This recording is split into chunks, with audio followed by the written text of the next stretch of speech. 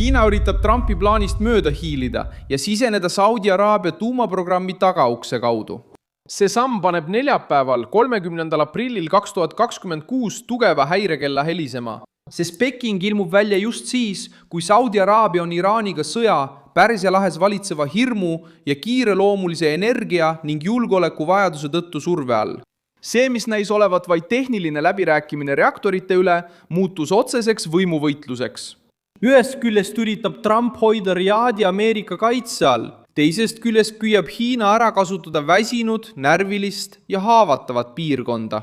Saudi Araabia soovib oma tsiviiltuumaprogrammiga edasi liikuda. Ometi põhjendus on lihtne.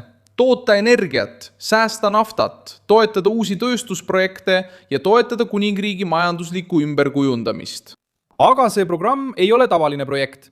Tuumaenergia Lähis-Idas ei ole kunagi lihtsalt energia teema, vaid puudutab alati ka julgeolekut, rivaalitsemist Iraaniga, piirkondlikku tasakaalu ja suurriikide mõjuvõimu. Just selles olukorras nägi Hiina oma võimalust. Ma räägin sulle sellest kohe kõigest, aga praegu tahad sa kindlasti kanalile tellijaks hakata, et olla hästi informeeritud. Reaalajas teave, parima ajakirjandusliku kvaliteediga, usaldusväärsuse standardi järgi. Milson Alvese.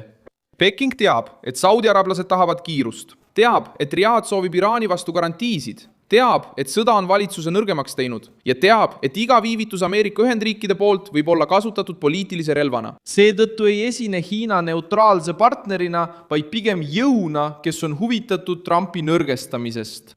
Avada lõhe ameeriklaste ja Saudi araablaste liidus ning paigutada oma tehnikud, lepingud ja raha strateegilisse sektorisse. 18. novembril 2025 võttis Trump Washingtonis vastu Mohammed bin Salmani ja kuulutas välja uue etapi Ameerika Ühendriikide ja Saudi Araabia partnerluses. Valge Maja käsitles kohtumist kui verstaposti. Sõlmiti kokkulepped kaitse, tsiviilotstarbelise tuumaenergia, tehisintellekti investeeringute ja täiustatud relvade müügialal. Reuters teatas, et Saudi Araabia kohustused Ameerika Ühendriikide ees ulatusid umbes $1 trillioni.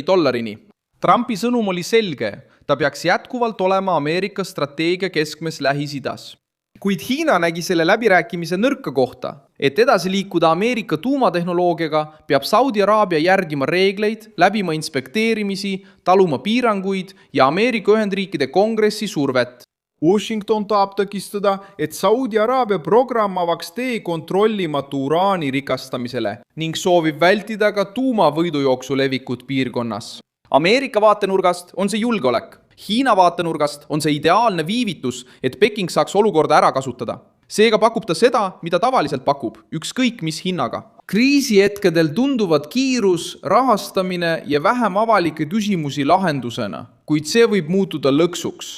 Hiina ei taha ainult reaktoreid müüa, ta tahab tekitada sõltuvust. Tuumaenergiaprogramm nõuab aastakümneteks ehitamist, hooldust, kütust, varuosi, koolitust ja järelevalvet. Kes sellesse sektorisse siseneb, ei tee seda lühikeseks ajaks, vaid jääb sinna pikaks ajaks. Seetõttu on Hiina tegevus ohtlik. Trumpi jaoks, kui Peking suudab sõlmida tuumaenergialepingu Saudi Araabiaga, ei ole see Ameerika jaoks ainult kaubanduslik kaotus, vaid ka geopoliitiline lüüa saamine. Hiina hakkaks kanda kinnitama ühes Ameerika Ühendriikide tähtsaimas liidus, Pärsia lahe piirkonnas, ning see juhtuks just ajal, mil Trump püüab näidata jõudu Iraani vastu ja korraldada piirkonda ümber Ameerika juhtimisel. Surve Riyadi suhtes on kasvanud, sest Iraan on endiselt kriisi keskmes. Pinged Hormuzi väinas, oht laevadele, nafta- ja gaasirajatiste ähvardused ning hirm uute rünnakute ees on jätud Saudi araablased keerulisse olukorda. Kuningriik soovib kaitset, kiiret reageerimist ja turvalisust ning Hiina püüab seda ebakindlust lepinguks muuta. See on juhtumi kõige tõsisem osa. Peking ei tule piirkonda stabiliseerima, vaid täidab tühimikku. Just siis, kui Saudi araablased end haavatavana tunnevad. Hiina ilmub välja alternatiivi lubadusega, kui Washington nõuab kontrolli, pakub Hiina paindlikkust. Kui Trump püüab liitu hoida, üritab Peking veenda Riyadi, et on olemas ka teine tee. Saudi Araabia energiaminister prints Abdulaziz bin Salman on juba öelnud, et kuningriik kavatseb kaevandada omaenda uraani, toota yellowcake'i ja arendada oma tuumakütuse tsüklit. Ametlikult esitatakse kõike kui tsiviilprogrammi osa, kuid Lähis-Idas tekitab selline areng alati strateegilisi tõlgendusi. Saudi Araabia jälgib Iraani, Iisrael jälgib Saudi Araabiat, Ameerika Ühendriigid jälgivad Hiinat ja Hiina jälgib kõiki, otsides parimat võimalust. Tactical Report teatas, et Riyadh hindas Hiina reaktoreid kui paralleelset teed Washingtoniga sõlmitava kokkuleppe kõrval. See teave on oluline, sest näitab, et Hiina ei oota lihtsalt niisama. Ta on juba reaalne valik juuks, kui ameeriklased muutuvad liiga karmiks. Bin Salmani jaoks suurendab Hiina mainimine tema läbirääkimisjõudu. Pekingi jaoks on iga vestlus juba võit, sest see avaldab Trumpile survet ja näitab, et Ameerika mõju lahe piirkonnas võib vaidlustada. Hiina oskab seda mängu mängida, ta tuleb tehnilise jutuga, räägib koostööst, puhtast energiast, arengust ja rahastamisest. Aga selle taga on laienemisstrateegia. Kõigepealt tuleb leping, siis tulevad tehnikud, tarnijad ja lõpuks tekib sõltuvus. Ja kui üks rahvas sõltub teisest tuumatehnoloogia käitamiseks, siis ei ole see suhe enam ainult majanduslik. Trump püüab just seda olukorda vältida.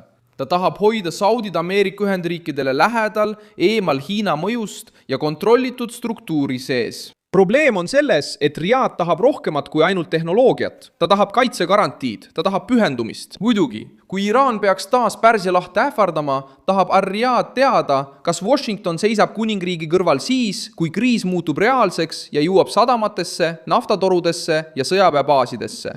See ongi dilemma, mida Hiina ära kasutab. Kui Trump muutub karmimaks, pakub Peking enda alternatiivina. Kui Trump järele annab, seisab ta silmitsi vastupanuga Ameerika Ühendriikides. Kui ta lubab laiaulatuslikku kaitset, suureneb Ameerika mõju Pärsia lahes. Kui ta ei luba, saab bin Salman põhjuse pöörduda Hiina poole. Peking panustabki just sellele survele. Sõda Iraaniga on jätnud piirkonna närvilisse seisundisse. Pärsia lahe riigid nägid, et turvalisus ei ole tagatud ainult kõnedega. Nad nägid, et kaubateid võib ohustada, nad nägid, et energiarajatised võivad muutuda sihtmärkideks, nad nägid, et piirkondliku kriisi hind on kohene. Ja selles olukorras üritab Hiina oma kiirust eelisena müüa. Justkui kiirus oleks turvalisus, kuid kiirus ei ole turvalisus. Surve all sõlmitud tuumaleping võib tulevikus tekitada veelgi suurema probleemi.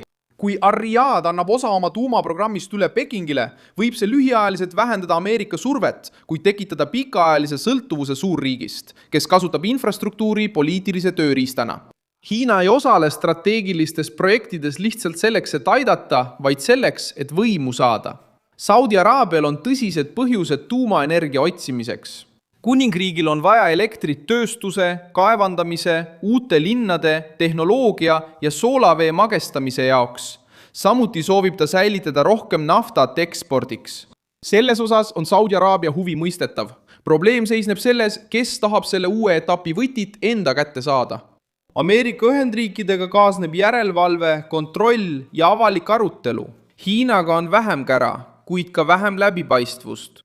Trumpi jaoks seisneb risk selles, et ta lubab Pekingil muuta Saudi Araabia kiireloomulisuse enda võiduks. Hiina võistleb juba mõjuvõimu pärast kaubanduses, sadamates, energeetikas, maavarades ja tehnoloogias. Kui ta sekkub jõuliselt ka Saudi Araabia tuumaprogrammi, saab tal olema privilegeeritud koht Pärsia lahe tuleviku energeetikas. See oleks otsene löök Ameerika kohalolekule piirkonnas. Bin Salman kasutab seda võitlust survevahendina. Ta teab, et Washington ei taha kaotada oma positsiooni. Teab, et Trump tahab esitada Saudi Araabiat tugeva liitlasena. Ta teab, et Ameerika tööstus tahab miljardeid dollareid väärt lepinguid ja teab, et Hiina on valmis esile astuma alternatiivina, kui läbirääkimised takerduvad. Saudi Araabia prints ajab kõva joont, kuid Peking tegutseb veelgi külmaverelisemalt. Hiina püüab esineda väljapääsuna surve all olevale kuningriigile, kuid tegelikult püüab ta muuta Saudi Araabia haavatavuse Hiina mõjuks. Piirkond on meeleheitlikult stabiilsuse järele ja Peking püüab strateegilist kohalolekut abina esitleda ning Saudi Araabia jääb kahe suurvõimu vahele. Püüdes eeliseid saada, kuid riskides anda liiga tundlik piirkond neile, kellel puudub tegelik pühendumus Pärsia lahe julgeolekule. Kui Saudi araablased võtavad vastu liiga lihtsa lahenduse, võib Pärsia lahe piirkond hiljem avastada, et Hiina otsede eest tuleb maksta ränka hinda. Pane sellele videole like, telli kanal ja vaata lõpus kommentaare, et olla kogukonnaga veelgi paremini seotud. Milson Alves, News.